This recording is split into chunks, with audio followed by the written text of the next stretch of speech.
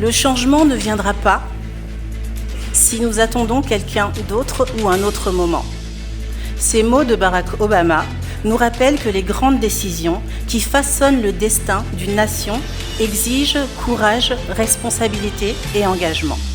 Notre ambition est simple, permettre aux Congolais de disposer d'informations rigoureuses, d'analyses scientifiques et d'éclairages objectifs sur une question qui engage l'avenir de notre nation. Notre pays s'appelle République démocratique du Congo. Ah, République démocratique. Bon, on commence par le Congo. Le Congo, c'est écrit avec C, non? Est-ce que dans l'alphabet, on va dire Bantou, même les Mandombe, si vous voulez d'autres, est-ce que le C existe? République démocratique du Congo avec C, Congo central avec A. Qui s'est trompé finalement? Qui que vous soyez, élu président de la République, ayant un gouvernement et une soi-disant majorité, elle n'existe pas, vous n'allez jamais diriger le pays et vous n'allez jamais faire avancer ce pays avec cette constitution.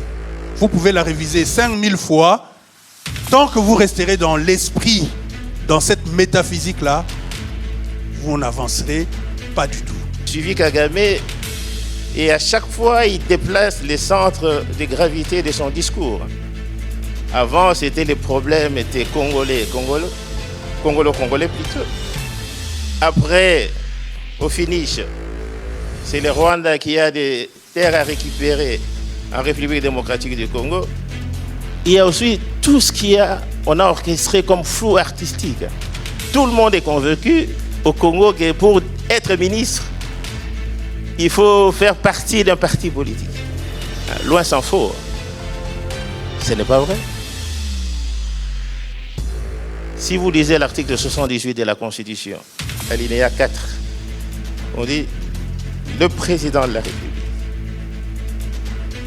nomme les autres membres du gouvernement, j'insiste, les autres membres du gouvernement, sur proposition du Premier ministre et met fin aussi à leurs fonctions. » Sous-entendu, sur proposition du Premier ministre. J'ai bien dit les autres membres du gouvernement. Mais on n'a pas délimité l'appartenance politique.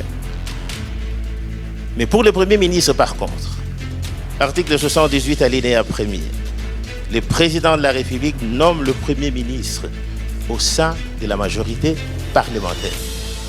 Majorité parlementaire, sous-entendu, si il y a un parti politique qui a au moins la majorité des députés. Pourquoi on se réfère à l'Assemblée nationale? Parce que les députés sont élus au suffrage universel direct.